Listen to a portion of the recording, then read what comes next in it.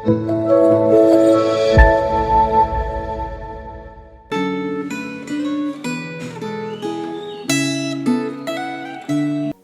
Bapak Ibu yang terkasih di dalam Tuhan Yesus Kristus. Saya amat bersyukur bahwa hari ini tanggal 13 Mei tahun 2023, setiap kita yang menyaksikan tayangan dari channel YouTube Refleksi Gema ini masih diberikan kesempatan untuk kita bisa sama-sama menikmati kebenaran firman Tuhan diberitakan. Sebelum kita membaca dan merenungkan akan firman Tuhan dari Gema ini, marilah terlebih dahulu kita berdoa bersama. Tuhan Allah Bapa, kami sungguh bersyukur atas kebaikan Tuhan di dalam kehidupan kami, kebaikan Tuhan yang terus menopang dan memimpin akan kehidupan kami, sehingga setiap kami boleh ada sebagaimana kami ada saat ini. Dan saat ini kami mau berdoa menyerahkan untuk perenungan firman Tuhan yang akan kami baca dan kami akan renungkan bersama. Biarlah Tuhan boleh menerangi dengan kuasa Roh Kudus, supaya kami boleh mengerti, memahami, dan juga melakukan akan kebenaran firman Tuhan ini di dalam kehidupan kami. Kami serahkan sekali lagi waktu pemberitaan firman Tuhan ini sepenuhnya ke dalam tangan Tuhan. Di dalam nama Tuhan Yesus Kristus kami sudah berdoa dan mengucap syukur. Amin. Pemirsa yang terkasih, pembacaan Gema kita kali ini adalah dari Keluaran 40. Saya hanya akan membacakan dari ayat 34 sampai 38 saja. Namun saya tetap mendorong pemirsa untuk tetap bisa membaca ayat 1 sampai 33 secara pribadi di rumah masing-masing. Dan demikian bunyi firman Tuhan. Lalu awan itu menutupi kemah pertemuan dan kemuliaan Tuhan memenuhi kemah suci. Sehingga Musa tidak dapat memasuki kemah pertemuan sebab awan itu hinggap di atas kemah itu. Dan kemuliaan Tuhan memenuhi kemah suci. Apabila awan itu naik dari atas kemah suci, berangkatlah orang Israel dari setiap tempat mereka berkemah. Tetapi jika awan itu naik, maka mereka pun tidak berangkat sampai hari awan itu naik. Sebab awan Tuhan itu ada di atas kemah suci pada siang hari, dan pada malam hari ada api di dalamnya, di depan mata seluruh umat Israel pada setiap tempat mereka berkemah. Jemaat Tuhan yang terkasih, setiap kita yang menyukai traveling, pastilah amat sangat terbantu dengan teknologi yang disebut sebagai GPS.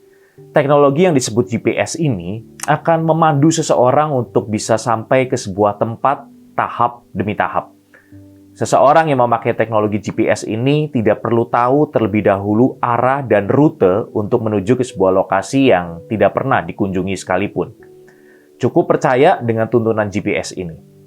Walaupun GPS ini memiliki banyak kelemahan, karena seringkali menuntun ke jalan-jalan yang sulit atau membutuhkan sinyal yang kuat dan baik, namun tetap orang percaya kepada tuntunan dari GPS ini. Jemaat Tuhan yang terkasih di dalam Tuhan, umat Israel sejak keluar dari Mesir tahu bahwa awan dan api adalah tanda kehadiran sekaligus pimpinan Allah. Melalui awan ini, Tuhan memimpin orang Israel dengan memberitahu kapan mereka harus memasang atau membongkar kemah, serta memimpin mereka di rute yang benar. Namun, awan ini juga sebagai tanda kehadiran Allah yang selalu terlihat siang dan malam dimanapun umat Israel berada, termasuk di pelosok-pelosok perkemahan. Agar mereka jangan pernah lagi mengatakan, apakah Tuhan ada di antara kita atau tidak.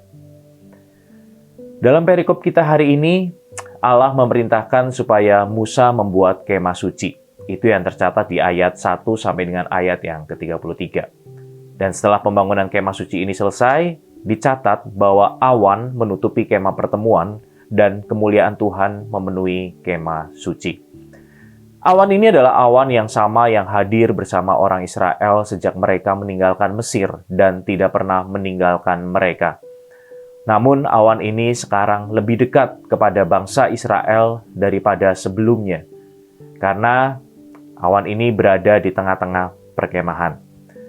Kemuliaan Tuhan menetap di kemah suci untuk tinggal di sana. Kemuliaan Allah yang dinyatakan di sini lebih besar daripada kemuliaan Allah yang dinyatakan sebelumnya, yang sudah dinyatakan kepada umat Israel di dalam sepanjang perjalanan menuju ke tanah Kanaan. Kisah pimpinan dan penyertaan Allah atas umat Israel ini menunjukkan kesetiaan Allah dalam memimpin dan menyertai umatnya. Pimpinan dan penyertaan Allah ini tidak pernah salah di dalam hidup umatnya. Kesetiaan Allah bukan hanya dinyatakan atas umat Israel, namun atas setiap orang yang percaya kepada Yesus Kristus sebagai Juru Selamat. Sebagai orang yang percaya kepada Yesus Kristus sebagai Juru Selamat, Allah mengaruniakan Roh Kudus yang akan terus memimpin dan menyertai setiap orang percaya untuk bisa terus berjalan di dalam iman, di dalam kesetiaan, dan di dalam kebenaran Allah. Pimpinan Roh Kudus akan semakin jelas terdengar ketika relasi kita dengan Allah semakin dekat. Mari bangun terus kehidupan rohani kita bersama dengan Allah, supaya kita bisa semakin peka akan suara dan pimpinan Roh Kudus, khususnya di saat-saat kita mengalami kesulitan dan tantangan di dalam kehidupan ini.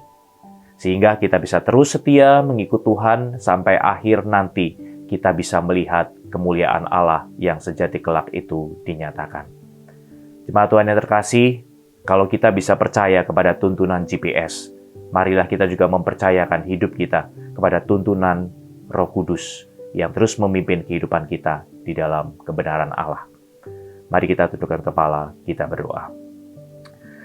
Tuhan Allah, kami sungguh bersyukur kalau pada hari ini kami kembali diingatkan bahwa ada Allah yang terus memimpin, terus menyertai kehidupan kami. Sehingga seharusnya kami tidak perlu takut, kami tidak perlu gentar, dan kami tetap terus setia mengikut Tuhan di dalam kehidupan ini.